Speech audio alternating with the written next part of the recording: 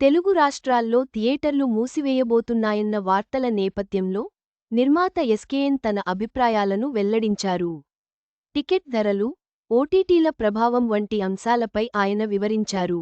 తెలుగు రాష్ట్రాల్లో సినిమా థియేటర్లు మే 31వ తేదీ నుంచి బంద్ చేయాలని ఎగ్జిబిటర్లు నిర్ణయించారు. ఈ నిర్ణయం ప్రకారం జూన్ 1వ తేదీ నుంచి థియేటర్లు మూసివేయబడతాయి. తాజాగా నిర్మాత ఎస్కేఎన్ ఈ అంశంపై స్పందించారు. ఘటికాచలం సినిమా ట్రైలర్ వేడుకలో ఆయన పలు అంశాలు తెరపైకి తీసుకొచ్చారు. చిత్రపరిశ్రమ ఐసీయూలో ఉందని, ప్రస్తుతం యాంటీబయాటిక్స్ ఇవ్వాల్సిన సమయం వచ్చిందన్నారు. సినిమా పర్సంటేజీల విధానం కంటే మనం ముందు ప్రేక్షకులను థియేటర్స్ రప్పించాలి. ఈ విషయంలో వారి నుంచి కూడా కొన్ని కంప్లైంట్స్ ఉన్నాయి. టికెట్ ధరలు ఎక్కువగా ఉండటంతో పాటు థియేటర్స్లో దొరికే తినుబండారాల ధరలు మరీ ఎక్కువగా ఉంటున్నాయని ఫిర్యాదులు ఉన్నాయి. సినీ పెద్దలు వీటిపై దృష్టి పెట్టాలి. ఆపై ఓటీటీల వల్ల థియేటర్లకు ప్రేక్షకులు రావడం లేదు. 2 వారాల్లో ఎటూ ఓటీటీలోకి సినిమా వచ్చేస్తుంది కదా అని ఆడియన్స్ అనుకుంటున్నారు. ఈ అంశాన్ని కూడా పరిశీలనలోకి తీసుకోవాలి.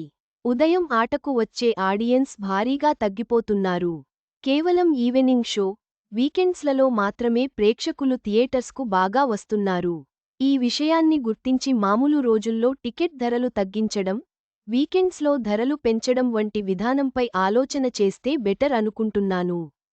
ప్రస్తుతం కోలీవుడ్, బాలీవుడ్ సినిమాలు సుమారు 8 వారాల తర్వాతే ఓటీటీలోకి వచ్చేస్తున్నాయి అని ఆయన గుర్తుచేశారు. సినిమా థియేటర్ల నిర్వహణలో నష్టాలు వస్తున్నాయని, అద్దె ప్రాతిపదికన సినిమాలు ప్రదర్శించడం ద్వారా తాము నష్టపోతున్నామని ఎగ్జిబిటర్లు అంటున్నారు. తమకు మల్టీప్లెక్స్ తరహాలోనే వచ్చే ఆదాయంలో పర్సెంటేజీ విధానాన్ని అమలుచేయాలంటూ సింగిల్ థియేటర్ల యాజమాన్యాలు పట్టుబట్టాయి. అలా చెల్లిస్తేనే సినిమాలను ప్రదర్శిస్తామని నిర్మాతలకి లేఖ రాశారు.